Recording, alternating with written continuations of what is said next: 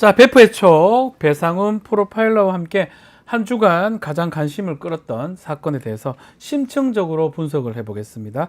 안녕하십니까, 배상훈 교수님. 네. 자, 뭐 정치 얘기도 있지만 사건 사고도 사실 많이 일어나고 있고요. 또 정치하고 사건 사고 좀 합쳐진 듯한 그런 내용들도 많은 것 같아요. 요새는 그게 막 섞이죠. 섞이는 것 같아요. 그래서 제가 여기 나와야 되는지. 아니요, 나오시면 됩니다. 정치 얘기 잘 안 하잖아. 그렇지만 그 사건 사고 분석으로 해주시면 되기 예. 때문에 저는 아무 문제 없다고 보는데요. 자, 최근 대북 정보 수집 맡고 있는 그 국군정보사령부입니다. 이른바 블랙 요원이라고 하는 분들의 개인 정보가 지금 수천 건 정도 유출된 사건이 발생했는데, 자, 일단은 이 정보요원 기밀 유출 혐의를 받고 있는 정보사 군무원 A 씨, 이 간첩 혐의로 검찰에 넘겨졌는데, 군 검찰에 넘겨졌는데, 왜 간첩이라고 보는 거죠, 이거를? 간첩이라고 하면 적국을 이롭게 그렇죠. 해야 되는 거죠. 우리의 적국은 북한이라서 북한 쪽의 기밀을 유출했다는 혐의인 네. 겁니다. 단순하게 이제 본인은 노트북에 해킹당해서 몰랐다. 네. 뭐 이런. 그리고 군사 기밀을 뭐 이렇게 소홀히 대했다. 이런 것이 아니라 군 형법상 이적 및 간첩 네. 혐의인 겁니다. 이 정보사 군무원은 사실 아시는 분 아시겠지만 부사관으로 근무하다가 다시 군무원으로 들어온 사람입니다. 네, 맞습니다. 여기서만 한 30년 일했다고 하니까, 그러니까 말하자면 정보 관리가 너무 허술하다. 네. 이건 말이 안 되는 겁니다. 예, 해킹 이런 거 말도 안 되는 거예요. 그래서 네. 어쨌든 간에 지금으로서는 이제, 왜냐하면 구체적인 범죄 사실을 얘기할 수가 없습니다. 네. 왜냐하면 이제 재판 진행될 과정이지만 어쨌든 이 사람은 해외 공작 담당 부서에 근무하고 있었고 블랙요원의 개인 정보들을 유출한 혐의를 받고 있습니다. 자, 결국 이제 간첩, 그러니까 적국의 1호, 적국이라면 뭐 북한일 수도 있고요, 뭐 다른 나라인데 거기 우리의 아주 중요한 요원들의 신상 정보 같은 것, 블랙 요원은 사실은 화이트 요원과 다른 겁니다.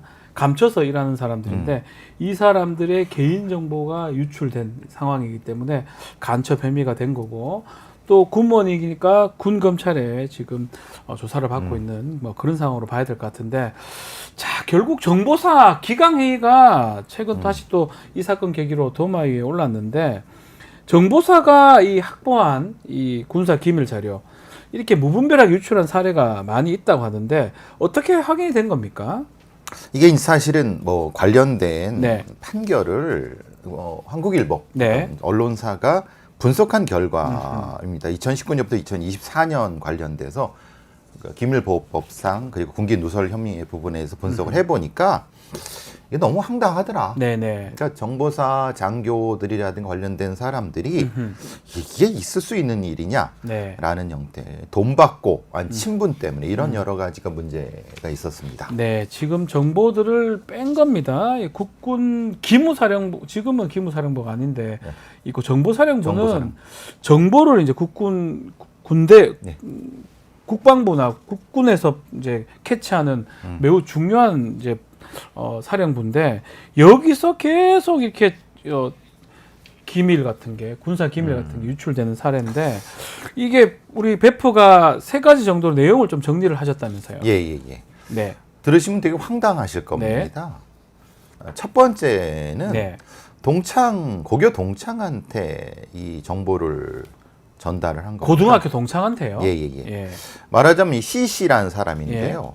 원래 정보사령부 같은 경우는 외국 군대의 그 정보, 그 군사 교리 같은 걸 분석해서 네. 이런 것을 유리하게끔 하는 부분이 있습니다. 그 보고서라는 것이. 네. 근데 그거를 글쎄요, 이게 이제 왜 이런 얘기를 했는지, 뭐 고등학교 동창한테 유출했는데 하필 그 고등학교 동창이 중국에서 항공 전문학교 사업을 한다고 요청했다고 합니다. 그러면 조금만 더 깊이 파보면 그 동창이라는 사람이 의도적으로 이 사람한테 접근했을 수도 있다는 거 아닙니까? 그렇게 보는 게 맞지 않나요? 그렇죠. 그런 일을 하는 사람 그렇죠. 입장이라면. 그러니까 네. 이 사람이 정보사 장교고 그러니까 야, 그쪽 접근해봐라라고 하는 거면 중국군이 우리나라의 어떤 대비태세를 탐지하기 위해서 접근했다고 보는 것이 맞죠. 네. 고개동창이라고 정보를 주면은 그게 정보사입니까?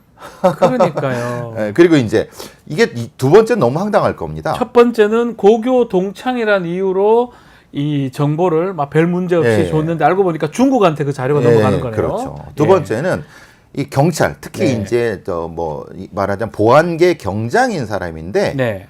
이 사람은 둘이 그 조사 업무 과정에서 교제를 했나 봅니다. 음흠. 말하자면 이 사람은 그 경찰은 여자고 네. 이걸 넘긴 사람은 남자인데 같이 조사팀에서 근무하는데 그러니까 북한 땅굴 식별하는 영상 정보 같은 경우 3급 기밀이라 김정남 암살 사건 같은 경우를 했는데 네. 너 왜 흘렸냐 그랬더니 그 경찰이 첩보 보고서 씁니다. 보안적이면 저도 그렇죠. 이제 뭐 거의 뭐 한 달에 한 번씩 썼는데 보고서요. 보고서를 그걸 소스를 주려고 했다는 겁니다. 전 들어서 이해가 안 되는 게 아니 보통의 그 보안의 경장이라고 하면은 자기가 해서 하는데 남자친구가 정보사라는 걸 그걸 통해서 야 첩보 보고서 쓰니 이게 너무 둘 다 네. 이런 사람들을 공모만 하면 안 되거든요. 예. 이게 말이 되느냐? 세 번째 같은 경우는 뭐냐면은 기본적으로 자신의 군 경력을 과시할 목적으로 네. 이제 말하자면 했다는 거예요. 근데 이것도 문제는 뭐냐면 정보사에서는 이 사람은 자기 상관의 사무실에 들어가서 네. 그걸 빼낸 거예요. 네. 문제는 정보사에서 그걸 몰랐다는 거예요. 음흠.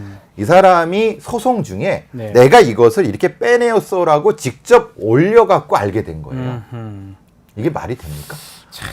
참 지금 우리 베프가 정리해 준 게 뭐 고교 동창 지인이니까 좋고 좀 황당한 거는 연인 관계 업무 조력하기 위해서 정보를 줬고 아마 또 마지막으로는 그 자기 경력 과시하려고 줬다 이런 얘기를 하는데 실제로 교육이 다 됩니다. 매우 중요합니다. 그렇죠. 정보사 아니라도 일반 군대의 장교나 부사관들도 어떤 조그만 자료라도 밖으로 안 내려고 내게 되면 책임져야 되고 징계 내지 형사처벌 받으니까 절대 안 하는데 정말 중요한 정보사에서 이런 내용들을 아주 그냥 유출한다니까 문제가 좀 많은데 근데 이렇게 마지막에 과시하고 싶은 욕망 뭘 과시하고 싶길래 이런 심리에서 이렇게 행동을 하는 겁니까? 글쎄요, 이제 두 가지가 있을 수 있겠죠. 예. 처음에는 자기가 그 일하는 어떤 것에 대해서 일종의 뭐 첩보용 같은 예. 느낌의 그런 어떤 과시욕도 있겠고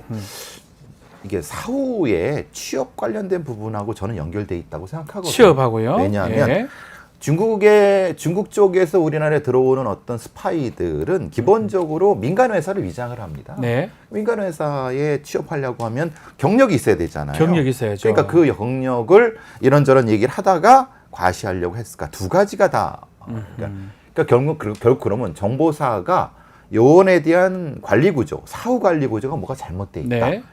분명히 일본이나 중국이나 이런 우리 주변에 있는 상대국들은 우리나라의 군대 정보를 빼내려고 갖은 노력을 다합니다. 그럼 그러기 위해서는 뭐냐면 이런 장교들에 대한 접근이 있을 것이고 당연히 있죠. 그 중에서 이제 허풍이 세고 좀 과시하려고 하는 사람들을 먼저 접근할 거 아닙니까? 가장 뭐 그런 사람들이 타깃이 될 게 그렇죠. 뻔한데요. 사실. 술자리에서 이런저런 떠들고 다니는 예. 사람들을 내가 정보사인데. 그렇죠. 이렇게.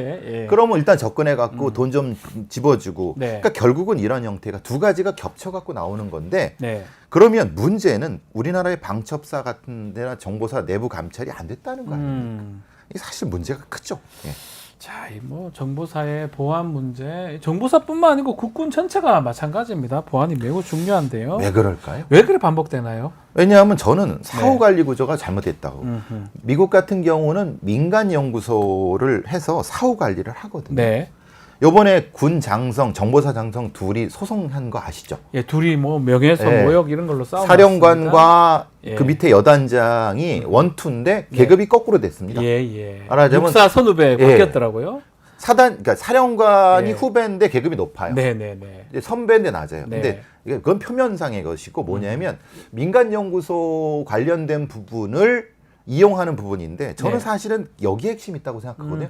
왜냐하면 정보사 요원들의 사후 관리는 네. 민간 연구소를 활발하게 활용하는 과정에 되는데 거기에 대한 주도권 부분이거든요. 예. 요걸 좀 활성화해야 되는 부분이 아니냐. 뭐 신원식 장관도 그런 얘기를 했지만은 예. 그래야지 소위 말하는 돈 때문에 중국 쪽에 붙고 일본 쪽에 붙는 정보사 장교들이나 공무원들을 조금이나마 해서 좀 조직화하는 부분이 필요한 것이 아닌가. 이런 부분도 우리가 사후의 관리가 필요합니다. 사후 관리가 안 된다는 거예요. 그렇죠. 그러니까 사후 관리에 돈이 필요한 사람은 중국 애들이 당연히 갔다가 돈 집어주면서 데려가죠. 네. 그런 부분들을 좀 확인 좀 해야 될 거라는 생각이 듭니다. 필요하다면 관리가 필요하다, 돈도 필요하다 그런 부분에 정보는 매우 중요하기 때문에 그렇죠. 그걸 짚어주신 걸로 보입니다. 자, 두 번째 사건도 좀 짚어보겠습니다. 최근 정치권하고 경찰 안팎에서 논란인 그 사건인데요. 세관 직원의 마약 연루 또 수사 외압 의혹 사건입니다. 이 사건 시작 자체가 세관 직원 자체가 마약에 연루된 의혹인데 이건 어떤 내용입니까? 이게 표면상으로는 지난 9월에 예. 말레이시아가 연결된 국제 마약 조직이 네. 필로폰을 몸에 감고 들어온 몸에 감고요? 여자 조직원이라면 일종의 알바생 같은 여자 알바생인데 예. 두 명을 A, B가 들어올 때 예. 여기에 1kg, 2kg 이렇게 들고 들어왔습니다. 문제는 이들이 네. 세관을 통과할 때 이게 쉽게 너무 통과된 거 아니냐. 그래서 그 A, B가 진술을 합니다. 네. 세관 직원이 봐주기로 했어요. 좋다. 근데 그거를 말레이시아 쪽 마약 조직의 수계가 얘기를 했다. 그거를 우리나라 쪽 수계와 연결이 됐다라고 얘기를 했는데 그 진술이 지금 모호한 겁니다. 네. 이 진술대로라고 하면은 인천 세관의 특정 과가 연루가 돼 있다는 얘기가 되는데 또 다른 진술을 봤을 땐 그냥 과시하려고. 네. 그러니까 조직원들이 세관을 봐주기로 했어라고 해야지 수사선을 흐트릴 수 있다. 아하. 그래서 두 가지 문제가 되지만 어쨌든 백혜령 경정 말하자면 이거에 했던 영북 형사과장은 연관성이 있다고 파악을 했고 정황상 이건 수사를 해봐야 된다라는 쪽으로 수사를 했는데 네. 문제는 수사를 하자마자 굉장히 여러 곳에서 압력이 들어왔다. 그게 이제 말하자면은 국회에서 외압 사건이네요. 백혜령 경정이 예. 용산이 싫어한다라는 얘기까지도 얘기했던 바로 그 사건입니다. 그러면 지금 말대로면 어쨌든 간에 아주 많은 마약이 국내에 몸에 감고 돌았고 또 세관이 봐준 의혹이 있다 그러면 경찰 입장에서는 당연히 조사를 해야 되는 거 아닌가요? 문제는 수사하는 과정에 예. 남부지검의 모 검사가 계속 딴지를 놨다. 두 번이나 영장을 반려했다는 거예요. 예. 아니 검사가 뭐라고 지금 정권에서 영장이 거의 30% 이상 늘어났습니다. 압수수색 네. 영장이.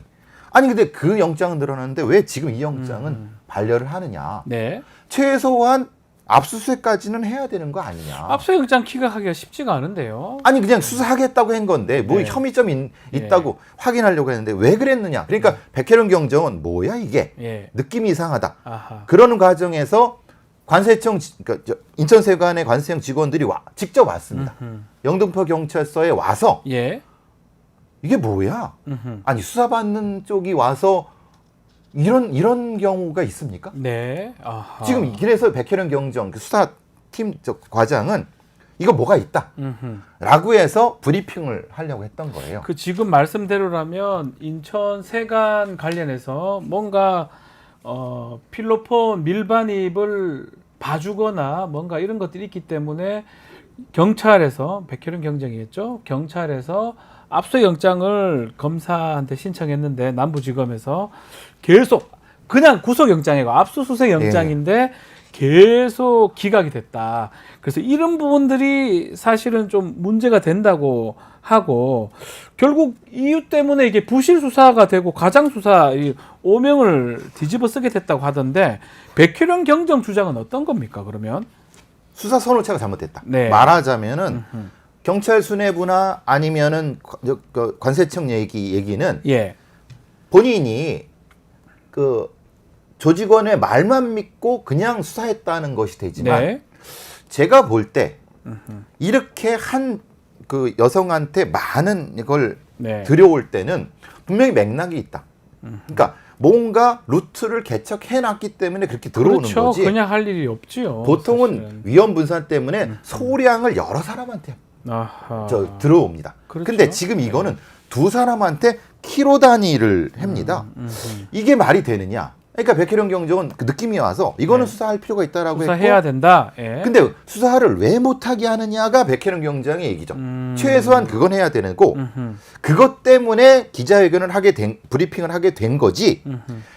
기자회견을 하는 것 때문에 뭐 관세청의 명예훼손 뭐 이렇게 된 게 아니다. 그러니까 선호차가 잘못됐다는 거죠. 네. 그런데 이걸 선호차 잘못된 거를 가지고 니네들 과장 수사하는 거로 그 이렇게 몰아보면은 백혜령은 억울하다라는 거예요. 아하. 이게 사안의 본질입니다. 자, 마약이 지금 필로폰이 엄청납니다. 뭐 키로수로 보니까 막 70kg, 7, 80kg, 뭐 저 몸무게 비슷한데 이게 아마 요 몇 년 사이에 예. 최대입니다. 아마 맞다면 230, 한 300만 명이 그렇죠. 동시 투약할 네. 수 있는 대구 시민 아니면 인천 시민 전체가 한 번에 맞을 수 있는 그 정도 양의 그 마약을 밀반입 하는 거를 발견해냈는데 말씀대로라면 뭔가 걔들이 쉽게 그 많은 돈이 또 어마어마하잖아요. 그렇죠. 어마어마한 할 걔네들이 그걸 그냥 로스잖아요. 때. 네.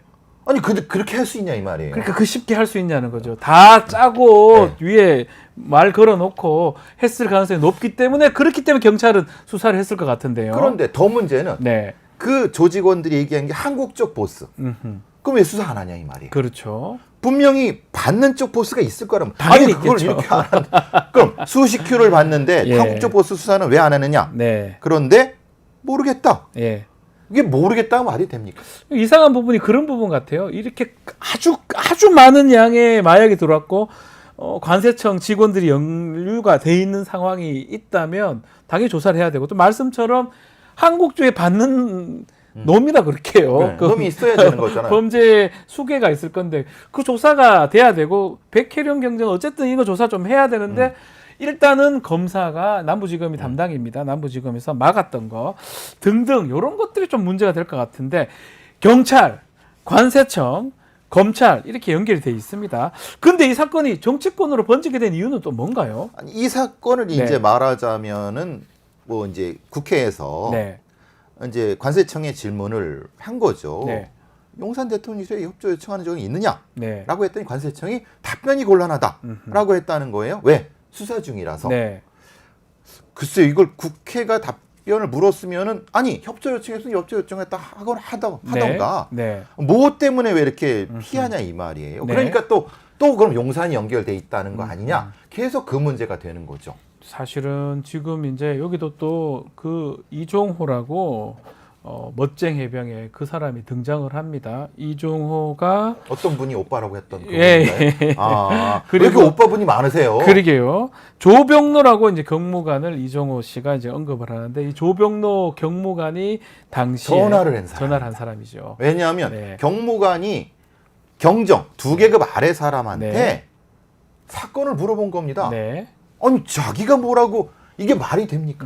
음. 아니 그러면은 얼마나 그 경정이면 겁을 먹겠습니까? 그렇죠. 근데 이 사람은 겁을 먹을 사람이 아니고 백혜령은 그거 안 먹었으니까 이렇게 지금 다 얘기하는 그렇죠. 거죠. 만약에 겁을 예. 먹었으면 예. 핵 엎었겠죠. 덮었겠죠. 네. 예. 근데 조병로라는 사람이 그 뒤에 영전을 하고 네. 그 관련된 사람도 지금 경기남부청장으로 영전을 하고 네네. 아니 근데 수사를 한 사람은 좌천이 되고 도대체 이게 뭐냐? 아니 우리나라 최대의 마약이 압수된 사건인데 네. 아 그러면 국내 조직을 잡아야지 지금. 무조건 잡아야죠. 예. 근데 그것도 안 왜냐하면 하고. 이거가 처음이 아닌 이상 이전에도 있었을 거고 그렇죠. 이후에도 있을 수 네. 있기 때문에 조직은 있을 거 아닙니까? 그렇죠. 일망소탕해야 되는 거잖아요. 국내 유통 조직이 있을 겁니다. 네. 더 나아가서 말레이시아 쪽도 잡아야죠. 당연히 잡아야죠. 국제공조를. 근데 왜 안 되냐 이 말이에요. 예. 그러니까 이건 아니 이거를 도대체 이해가 안 그러니까 되는 저는 거예요. 좀 질문 드리고 싶은 게 이번 정권 들어서면서 윤석열 정부 특히 한동훈 전 장관 시절에 마약 청정구 마약 얘기를 상당히 많이 했잖아요. 그렇죠. 그 마약을 막기 위해서 뭔가 모든 걸 다 하겠다라고 이제 밝힌 바가 있는데 이런 큰 마약 사건 뭔가 지금 보면 용산이 뭐 심각하게 보고 있다 등등 얘기를 하는 걸 봤을 때는 뭔가 봐주는 듯한 느낌도 들거든요. 이건 어떻게 봐야 됩니까? 그러니까 제가 아니 뭘 심각하게 본다는 거죠? 네.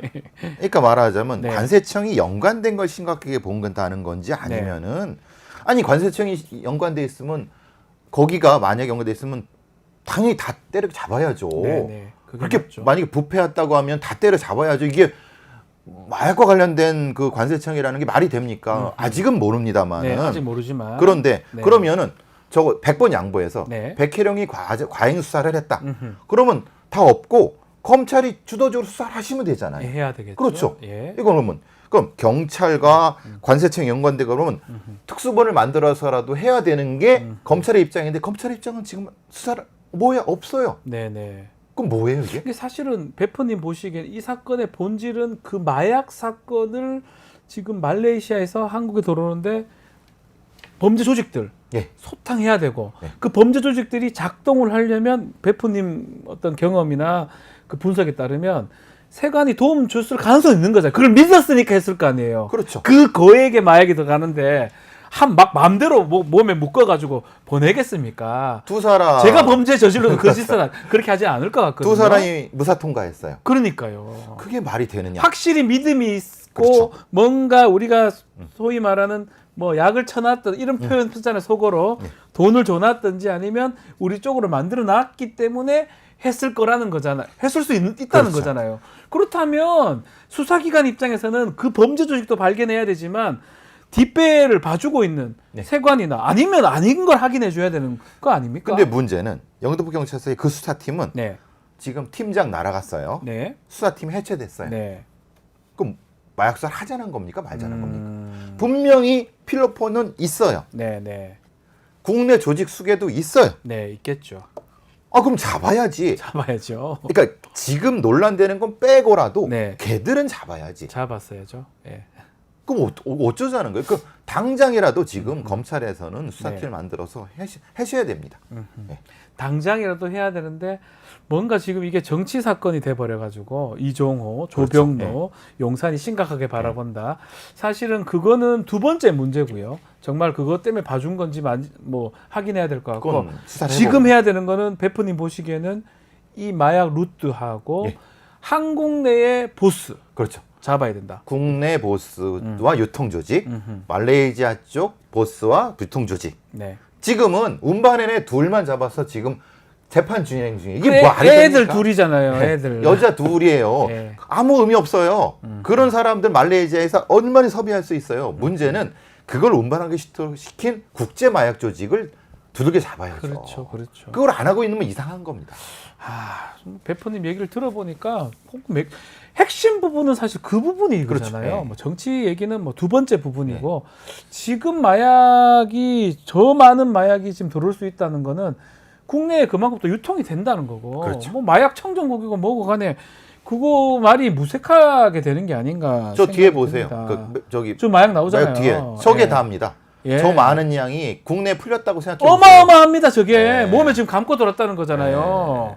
피가 안 통할 정도로 감았다는 거잖아요. 그러니까요. 이게 말이 되느냐. 이거는 어쨌든 간에 조사가 좀 돼야 되고 그렇죠. 좀 수사가 어쨌든 정치적 내용 빼더라도 용산 뭐 심각하게 바라본다 이런 걸 빼더라도 진행이 돼야 된다는 게 우리 베프의 의견입니다. 아니, 맞죠? 왜 저한테 뭐 같이 얘기한 거잖아요. 네, 저도 그렇게 생각하고요. 네, 아주 중요한 내용을 좀 그런데 전달해 왜 드린 것 계속 같습니다. 저는 왜 용산 얘기만 나오면 이렇게 걸리는 게 많죠?